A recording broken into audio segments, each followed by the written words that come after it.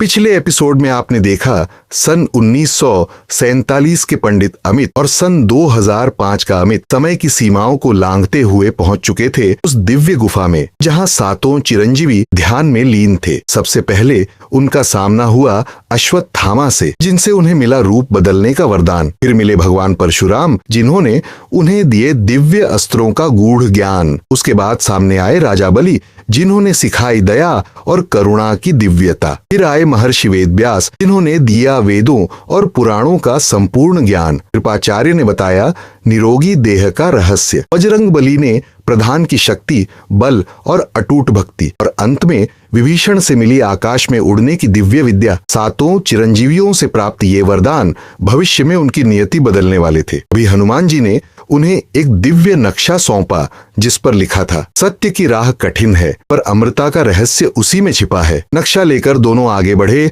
और पहुंचे फूलों की घाटी में, जहां फिर से मिले 3 बौने साधु, नील, नितिन और मुकेश। उन्होंने बताया, तुम्हारी अगली यात्रा शुरू होगी फुरफुरी नगर से, जहां रहते हैं सारे दिव्य बौने साधु। दोनों जब उस दिव्य गांव में पहुंचे, सभी साधुओं ने तालियों और मंत्रों के साथ उनका स्वागत किया। वहीं मिले उन्हें एक वृद्ध साधु लंबोदर, जिन्होंने सौंपा एक दिव्य अस्त्र, कहते हुए यह तुम्हारी सबसे कठिन परीक्षा में काम आएगा। बर्फीली नदी के रास्तों से होते हुए दोनों पहुंचे अपनी अगली मंजिल नागलोक की गुफा, जहां उनका स्वागत करती हुई खड़ी थी नाग कन्या उर्वशी रौतेला। उसने मुस्कुराते हुए कहा, स्वागत है वीरों, तुम्हारा भविष्य केवल तुम्हारा नहीं रहा। गुफा के भीतर हर ओर जगमगाते हीरे, सोना, चांदी और डरावने नाग बिछे थे। दोनों साहस के साथ आगे बढ़ते गए और अंततः पहुंचे उस विशाल द्वार के सामने, जहां लिखा था, वेलकम ईयर 3000। सवाल ये है, उस द्वार के पार क्या है? क्या ये रहस्य जुड़ा है